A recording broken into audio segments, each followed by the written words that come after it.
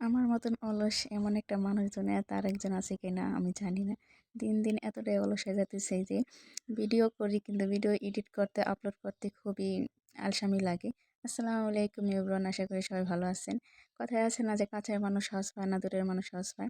তো তেমনই হচ্ছে আমাদের এলাকায় এরকম একটা সুন্দর জায়গা যে এত ভাইরাল হয়েছে নবগঞ্জ থেকে।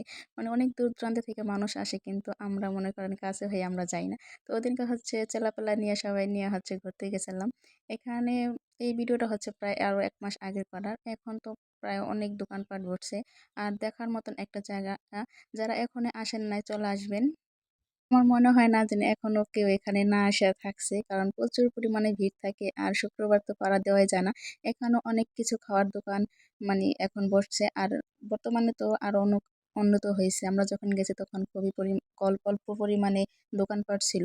আর আপনার মন যদি ফ্রেশ করতে চান, একটু নদীর হাওয়া, একটু শান্তি, একটু বাতাস নিতে চান, তাহলে এখানে আসবেন।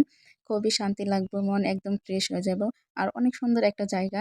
যারা চেনেন না তারা চলে আসবেন। কুলছড়ি গুলশান ৯ নম্বর রোড। সবাই ভালো থাকবেন। আল্লাহ হাফেজ।